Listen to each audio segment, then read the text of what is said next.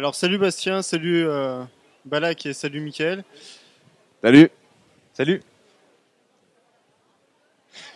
Donc j'aimerais déjà dans un premier temps que vous présentiez votre parcours, d'où vous venez et comment vous en êtes arrivé ici aujourd'hui. Bah Mickaël, vas-y, je t'en prie, commence. D'où tu viens? Ok. Je suis né à Lyon. En plus, je fais une liaison, c'est pourri. Donc, bonjour, moi je me présente. Je m'appelle Mickaël Saint-Laville. Je suis actuellement auteur de bande dessinée sur la série Last Man. Et j'ai fait 2-3 autres bouquins dans la série Caster chez Casterman. Et je travaille aussi dans les studios de dessin animé à Paris. Et voilà, je touche un petit peu à tout, l'illustration, le storyboard. Et voilà. Je passe. Bah, on a un peu le même parcours avec Mickaël, pareil. Moi, j'ai fait des Gobelins comme Mickaël. Je travaille beaucoup dans le dessin animé. Enfin, j'ai travaillé beaucoup dans le dessin animé, dans le storyboard. Et maintenant, on est sur Last Man avec Bastien. Le seul souci, c'est que Bastien peut pas parler en ce moment parce qu'il il est en pleine transition, comme vous pouvez le voir. Il est en train de changer de sexe. C'est un peu une exclue, une info qu'on est en train de balancer comme ça à la face d'Internet. Même sa famille est pas au courant, mais ça marche plutôt pas mal. Mais par contre, là, au niveau des cordes vocales, ça passe pas. Et Bastien Vives, grand succès, Paulina, tout ça, machin. Mais sauf qu'il faut l'appeler Fabienne Vives maintenant. Voilà. Est-ce que vous pourriez nous présenter le Last Man, The Last Man pour une personne qui l'a jamais lu, nous présenter comment vous en êtes arrivé ici, d'où ça vient, surtout, comment ça vous est arrivé? Alors Last Man, à la base, c'est Sébastien qui m'avait demandé de travailler avec lui sur une BD qui avait rien à voir. T'en rappelles? À l'époque où tu avais un pénis. Et on voulait faire un manga de cul, en fait, un manga pornographique. Et en fait, c'est vrai, tout ça est vrai. Et au fur et à mesure, en écrivant le scénario, en faisant des réunions, on s'est rendu compte qu'on voulait plus aller partir sur une épopée, un truc épique, avec une vraie histoire. Et puis, comme Mickaël traînait dans le coin et que et qu'avec Bastien, ils s'entendent plutôt bien au niveau intellectuel et graphique. C'est vrai. Et naturellement, Mickaël est venu se greffer sur le projet. Et puis, Last Man, du coup, c'est ça. On copie un petit peu la manière de faire des Japonais. Enfin, notamment le rendement, sortir 3 albums par an, 200 pages tous les 3-4 mois et avoir une histoire un peu épique avec un récit initiatique d'un jeune garçon. Mais après, le ton est très, on va dire, français et un peu débile parfois, parce qu'on est un peu des débiles. Si je peux rajouter un petit truc, Last Man, ouais, c'est vraiment... c'est un projet au début, pour le ranger dans une boîte, entre guillemets, on a beaucoup parlé de manga. Mais en fait, on s'éloigne pas mal du manga. On travaille pas du tout comme les mangaka avec système chef-assistant. On a tous les trois le beau rôle. On se fait plaisir tous les trois, on déconne. C'est trop bien. C'est magnifique ce que je dis. Ouais, et non, vraiment, c'est pas du sous-manga. C'est vraiment notre ressenti par rapport à des années de cinéma, de Club Dorothée, de tout un tas de choses qui nous a bien fallu, nous a fallu pas mal de temps pour digérer tout ça, des films américains. Et donc voilà, tout ça ressort compressé sous la forme de Last Man. Et vous m'avez parlé tout à l'heure d'animation. Est-ce que vous tirez vraiment votre inspiration plus de l'animation ou plus du manga que vous venez de nous parler aujourd'hui là? Tu veux dire au niveau de la technique ou au niveau de la technique, au niveau de la mise en page? Ouais, c'est sûr que comme on a tous les deux, même Bastien un petit peu, a travaillé dans les studios d'animation, c'est clair qu'on a tiré profit de ces techniques un peu. Je veux pas dire enfin, comment dire. On travaille tous les trois en équipe. Il y a un ping-pong permanent qui se passe entre nous et on a pas mal de recul. Sur le projet, et quand il y en a un qui est malade, le projet il avance toujours, donc c'est vraiment une mini production à nous trois quoi. Et on n'a pas trop, on évite un peu les remises en question permanentes de l'auteur, la caricature de l'auteur de BD qui est tout seul dans son grenier au fin fond de Lozère. Et j'ai rien contre Lozère, hein, l'Ardèche aussi, mais peu importe. On dit de la Lozère. Alors on tient à dire qu'on est samedi à Angoulême, qu'on est ultra crevé. Et que c'est pour ça qu'on a des réponses approximatives. Pardon, Tech, Technicart, Techart Geek, Techart Geek, Technicart. Donc, en gros, c'est une bande de potes qui a monté son projet et qui a réussi. En gros, on a une bande de potes qui s'éclatent, genre trois mecs dans le vent, enfin trois mecs.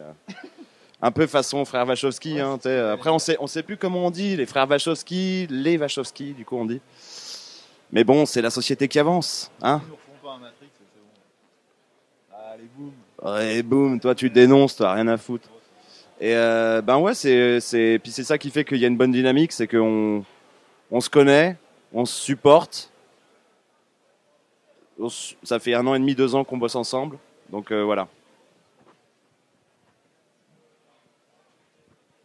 Moi, j'avais une question par rapport à l'ensemble de la semaine. Pour moi, la clé de la semaine, c'est la dynamique. Il n'y a pas autre chose en première approche que la dynamique. Clairement, vous êtes tous les trois, donc vous l'avez dit, issus de l'animation. Et les Gobelins, c'est une école voilà, quoi, phare pour ça. Ce qui est sympa dans la semaine, c'est vraiment vous mettez la dynamique. Et ne le prenez pas mal comme je disais, c'est un storyboard amélioré. Parce qu'on voit tout de suite le mouvement mis en place. C'est ça qui est génial. Ouais, mais c'est clair. Et Yves, il est storyboarder dans le dessin animé. Donc il a une mise en scène qui est hyper dynamique. Moi, on a tous les deux bouffé énormément de mangas.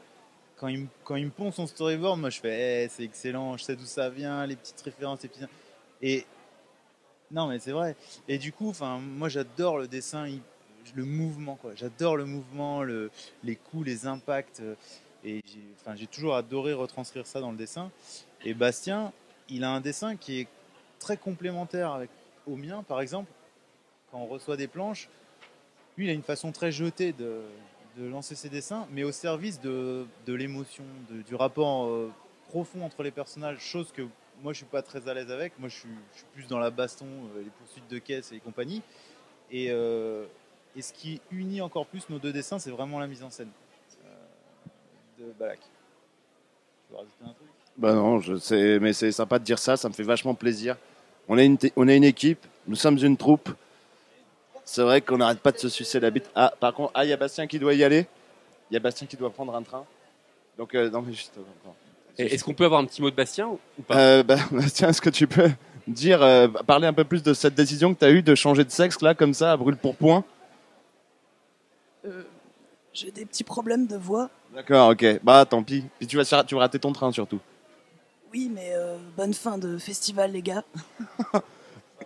Merci, super, mec. T'as quelqu'un pour te faire tes pansements ce soir ?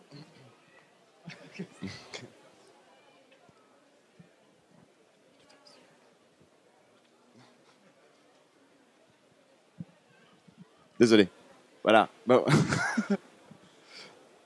Ah putain, j'en ai marre. Moi, ça me pèse. Moi, je suis d'accord avec tous ces gens contre le mariage pour tous et tout ça. Je trouve que c'est pas naturel, quoi. Je trouve que c'est bizarre. Pardon. Non, mais c'est un génie, mais c'est un monstre, quoi. Un génie. C'est la lourde croix que portent les génies. C'est où d'un moment, ils pètent des câbles. Non, mais c'est clair.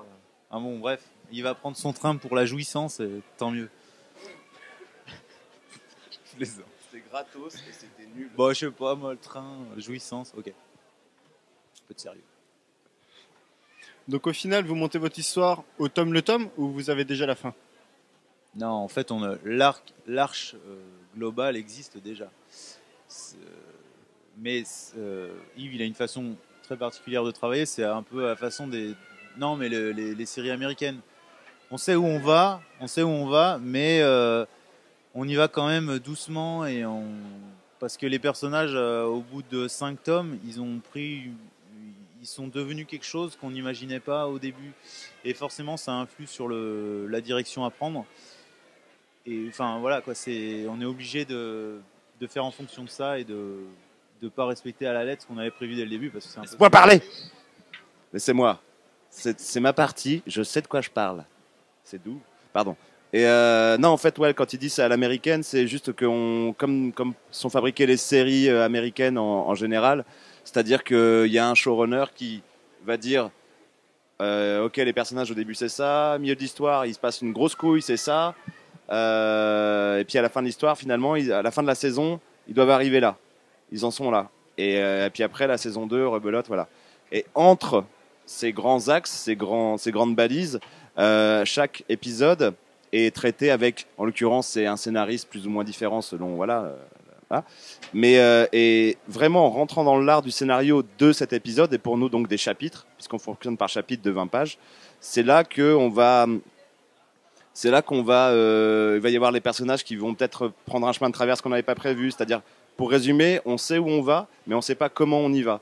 Et c'est un peu une manière de faire qui est, somme toute, assez classique et qui permet de toujours être en alerte, de toujours être excité par le projet et de se faire surprendre parfois par des personnages qui, effectivement, n'avaient pas une importance qu'on soupçonnait quand on les a posés.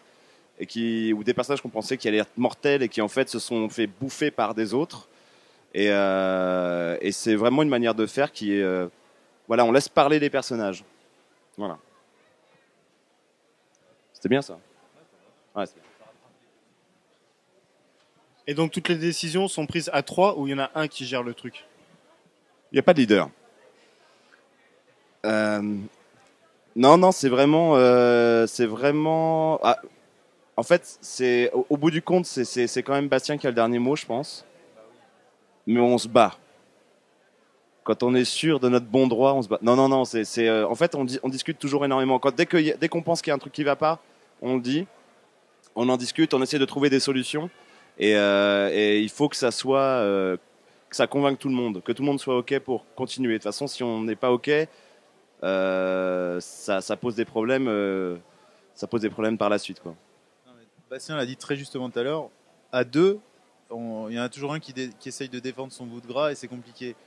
À 3, bah, c'est quand il y en a 2 qui sont pour et un qui est. Enfin, voilà, le problème est résolu et on avance comme ça, quoi. La force de la démocratie, parfois. Exactement.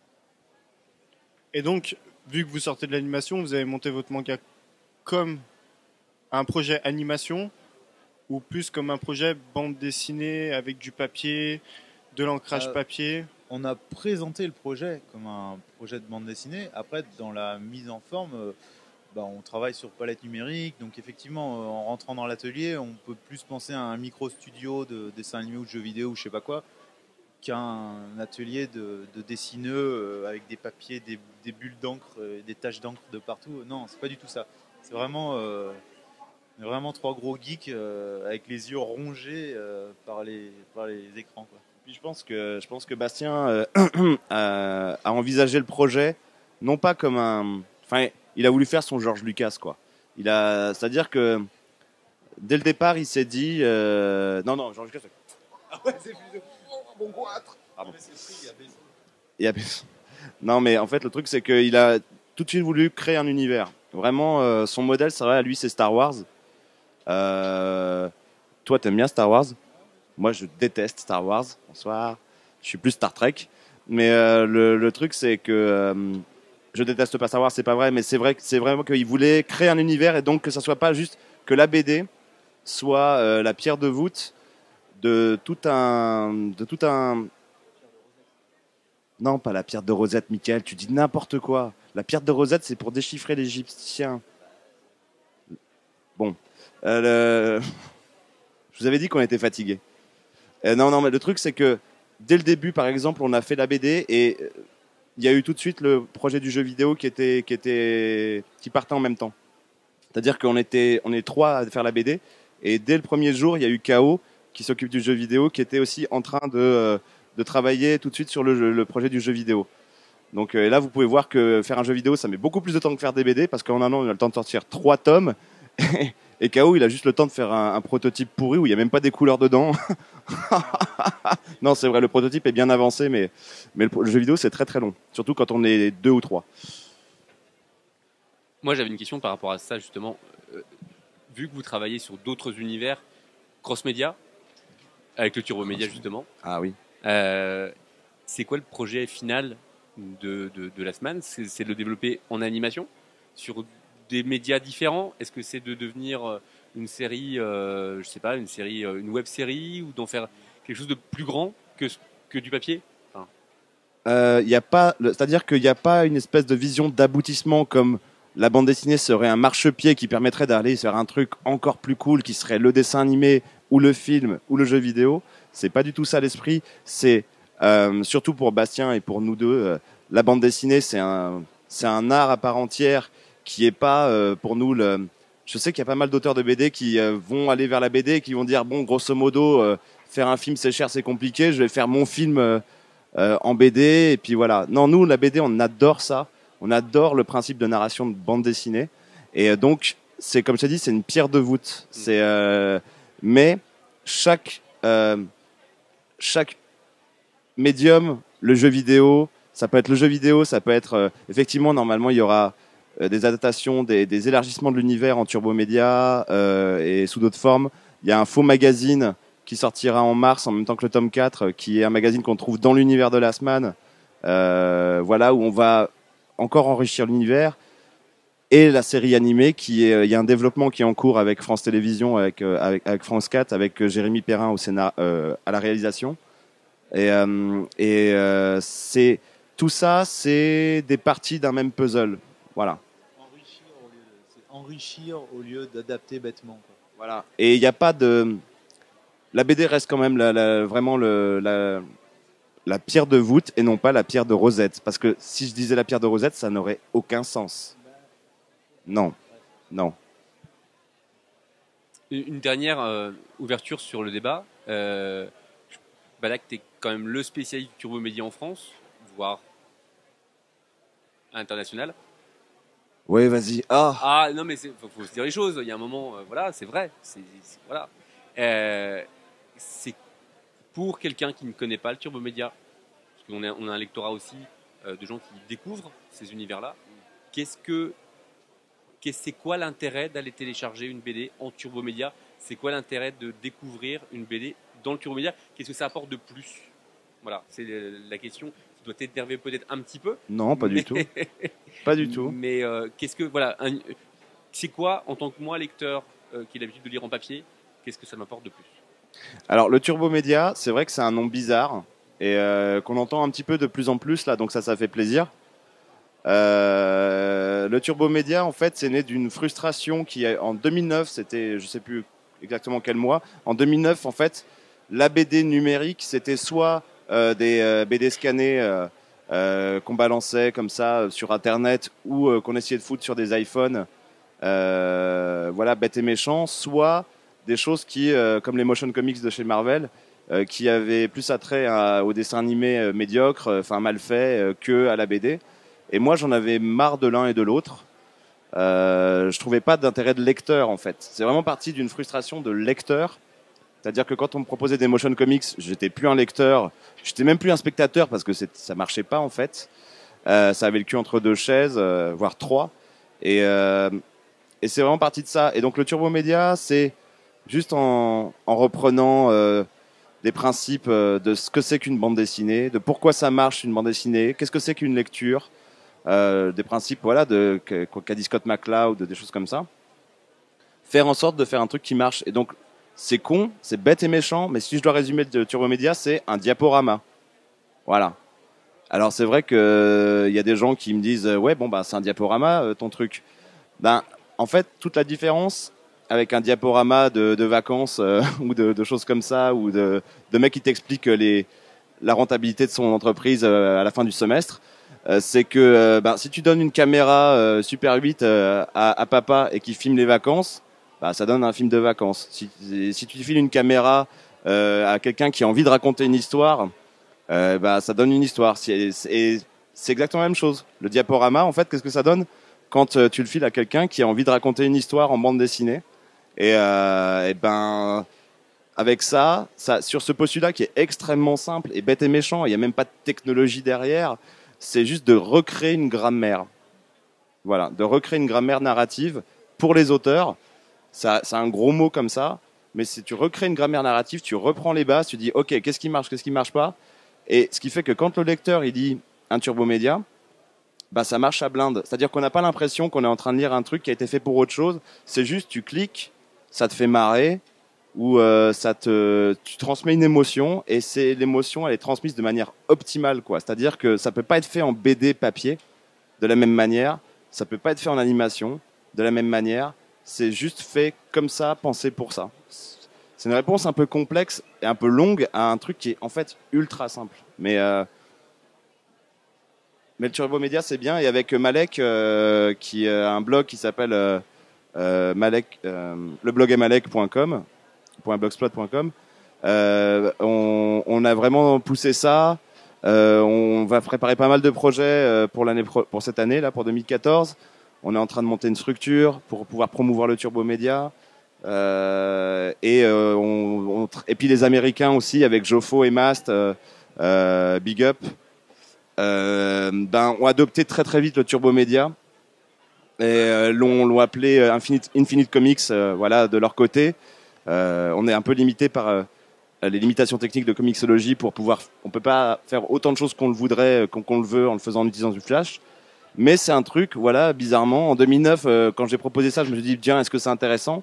Et c'est quand même super cool de voir en 2014 que Turbo Média, c'est chez les professionnels et chez certains initiés, c'est quand même rentré vraiment dans la tête et c'est rentré dans le langage courant pour ces gens-là. Et le next step, c'est que ça rentre dans le langage courant pour un maximum de personnes. Voilà. Ok. Conclusion pour revenir à la semaine.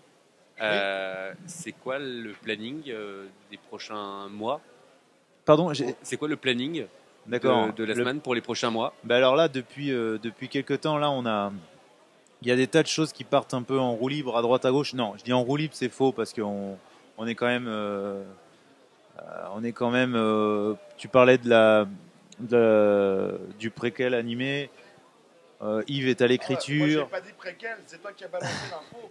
Non, écoute, bon, bref, il faut bien qu'il y ait des fuites. Hein. Non, pareil, le jeu vidéo, là, il y a une structure aussi qui est en train de se monter. On réfléchit à pas mal de choses autour pour étoffer tout l'univers qu'on a mis en place au niveau bonus, au niveau faire le parallèle avec des turbomédias aussi. Enfin, des tas d'idées qui germent et qui, en fait, qui se concrétisent très rapidement, en fait. Donc là, et puis on a aussi un tome 5 à finir. Ah oui, c'est vrai. Parce que on a un tome 4 qui sort en mars, un tome 5 qui est censé sortir en juin, et un tome 6 en novembre. Et je peux vous dire qu'on n'est pas rendu. On va y arriver. On n'est pas en avance, mais on va y arriver. Ok, en tout cas, merci bien de nous avoir prêté ce temps-là. Merci. C'était super cool. Merci. Vous remercierez Bastien qui a dû partir quand même. Ouais. Oui. J'espère que ça va pas craquer ces soutures. Enfin, c'est pas grave. Mais mais non, merci à vous. Merci aux gens qui sont restés. Ils doivent être 2. Quoique je suis sûr que vous tenez quand même un super scoop avec le changement de sexe de Bastien Vives et Fabienne Vives maintenant on dit. Et on doit dire elle quand on s'adresse, voilà. Moi je suis contre tout ça.